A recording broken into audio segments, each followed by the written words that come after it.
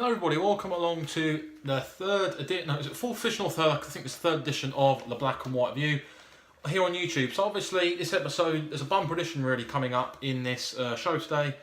A lot to talk about, a lot to discuss, especially, as you can tell by the title, about the defence. This is what we're going to be looking at today. Analysing the defensive issues that have surrounded Fulham Football Club throughout the start of the season. Obviously 25 goals conceded, worst goal difference in the league now. It's gone completely wrong for us so far this season. There's been nothing wrong with it, plenty wrong with it as well. So really, I'm going to look to try and break it down, try and dissect every single combination we've played against all 9 teams so far this season, see where we might have gone wrong.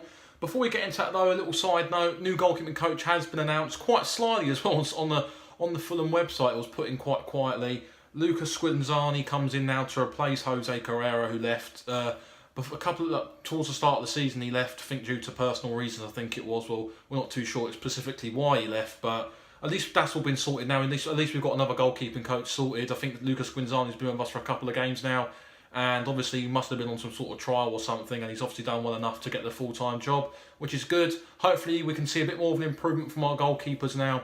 Something that we probably haven't really seen so far this season. So fingers crossed he can come in especially under the goalkeepers now, under his tutelage. Hopefully we can see some improvement in between the sticks for whoever plays. So obviously this is the main talking point, the back four.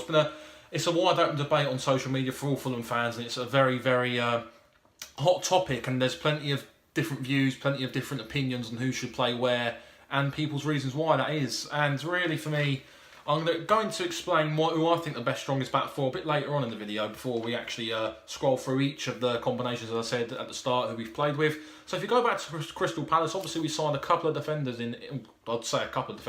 basically enough a whole new back line in summer transfer, didn't we? Timothy Fosu-Mensah came in, Chambers came in, Mawson came in, Max Lamartian came in, and also Joe Bryan came in as well. So there's plenty of defenders coming in.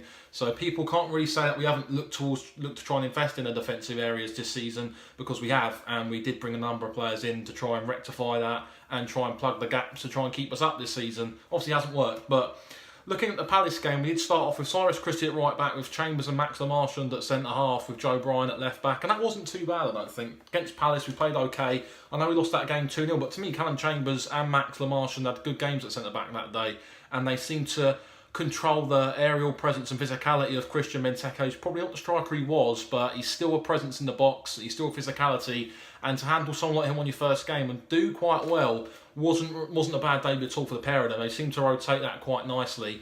And if you moved into Spurs, the back line was kept the same, apart from Fosu-Mensah coming in for Cyrus Christie, which seemed a more logical move. I think Christie he's okay, but he's got his limits, he's got his boundaries. I think you look at Fosu-Mensah, he offers a whole lot more in our system, offers a bit more.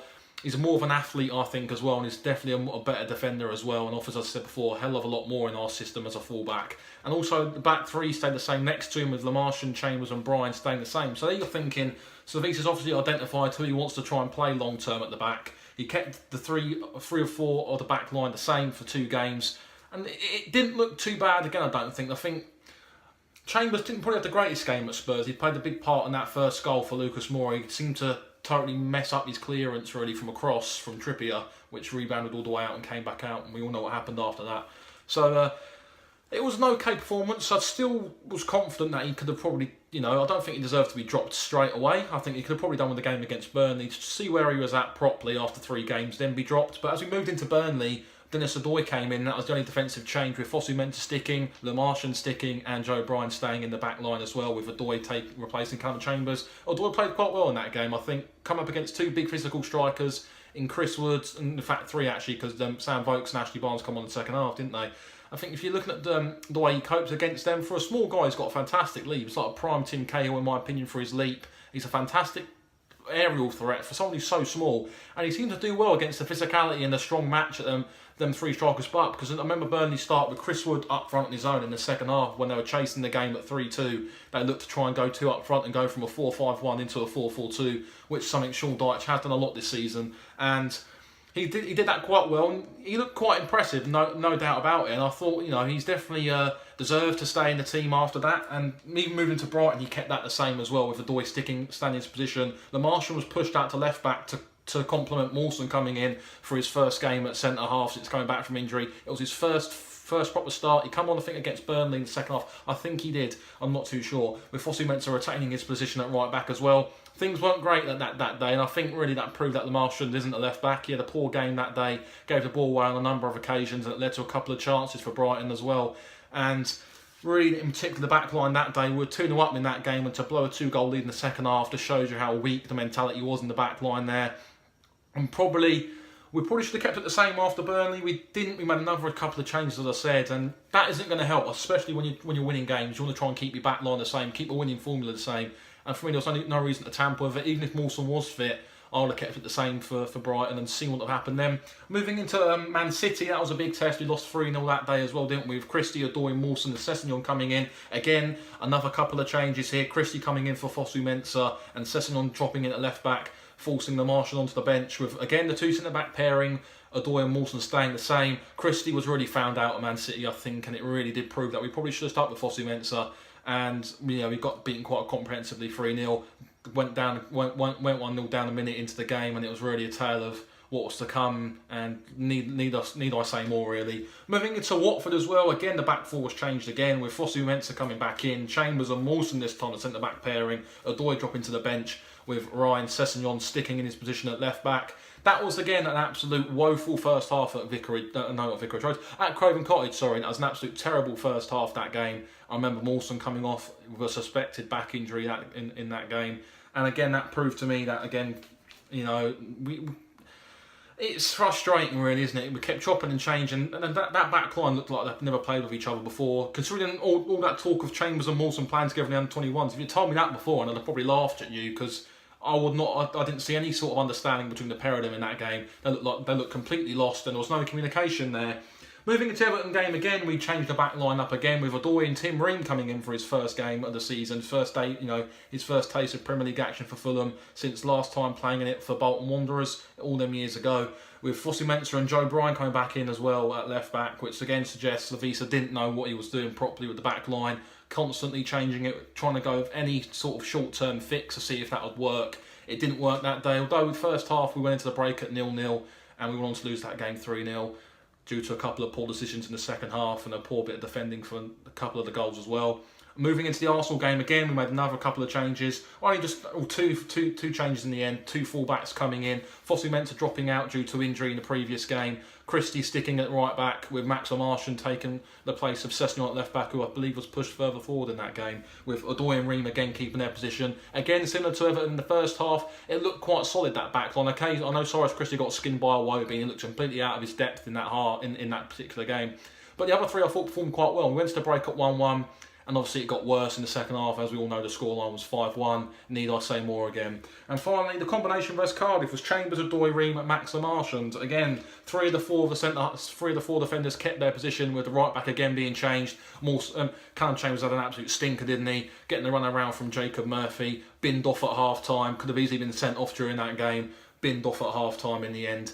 And really, it was woeful, wasn't it? He was moved to centre-half during the game, and he just looks out of his depth. He's like a duck out of water, in my opinion, this Callum Chambers, and I think he should get sent back. And it's disappointing, really, for a defender who's got so much potential and was considered to be part of Emery's Arsenal plans towards the start of the season. It just hasn't materialised. So moving into the there's a little stat I read on Twitter, actually, prior to moving on to the next part of the show. In the last three games, we've been drawn at half-time, and we've ended up losing them games 3-0 at Everton, 5-1 at home to Arsenal and 4-2 at Cardiff, which suggests what's in the half-time cup of tea, really. Come on, what's going on at half-time? We're going to the break on level terms, and we come out second half like we're a deflated animal and we get beat. But not just getting beat, it's not a tight 2-1. We're getting beaten quite comprehensively in the second half. So as I said, 3-0, 5-1, 4-2. Their scorelines are not tight scorelines, are they? It's worrying. And even, it reminds me of last season. It actually reminds me of 15-16 under Kit Simons. If you go all the way back to then, where we were very inconsistent and we couldn't play, and especially it's a very similar story to what it is now, where we couldn't play consistently two halves of football in a game. A lot of fans will say it's our bad half, our good half, and it's what it's like now, really, for me. It's very, very similar to what we experienced a couple of years ago, and it ended up getting Kit Simons sacked, didn't it? But also, there was news from the Daily Mirror on the front page and going around that Savici Kanovic has been given 2 games, the next 2 games against Bournemouth and Watford, to try and save his job. And if he fails to get a positive points return from both them games, he might end up being the first Premier League manager of the season to get the boot. and it wouldn't surprise me if that was the case. I'd like to see him do fantastically well, as I said in the Cardiff review on Sunday, but if he's not going to get the results, and it's a results-based industry, then he's going to have to fortunately lose his job. I'm not too sure who'd come in. I don't know who's available. I don't really be talking about it too much, really, but it's a big game at the weekend, and it's a game really where we're going to have to settle for nothing less than 3 points. And we need to start picking up the pace now in terms of trying to get results, because we're going to get cut adrift down the bottom of that table and end up fighting a losing battle throughout most of the season. I think if we're going to try and invest in January, and I think there might be another centre-half hopefully coming in, I would like a Gary Cahill type of player. I know he's not getting much game time at Chelsea, and I think his wealth of experience with European Championships with England, Champions Leagues with Chelsea, Europa Leagues with Chelsea, I think that very good experience, even if it was on a 4-month loan for the rest of the season in January, I think that wealth of experience would really complement somebody like a Mawson, somebody who, because I think our backline's lacking a leader, and I think he's fantastic at doing that. Look at all the recognised teams in this league now. Your Burnleys, they've got a couple of leaders in the back. Ben Mee, Tarkowski. City have got Vincent Kompany. Even Cardiff, Sol Bamba, Sean Morrison. You've got people you look to and think they're the ones who are leading, the ones who are pulling people about in the back line, directing them about. And I think a Gary Cahill would be fantastic for that. People might look at that and laugh. 32 years of age, I still think he's got a lot to offer. Not much game time at Chelsea, and I think it'll be a very, very valuable transfer in January. So anyway, guys, black and white view, 3 wrapped up and done in 11 minutes, which is quite nice. If you do enjoy that, guys, hit the thumbs up, subscribe if you're new as well, and we'll see you all towards the end of the week for the Bournemouth preview and then the Bournemouth vlog on Saturday evening. Take care.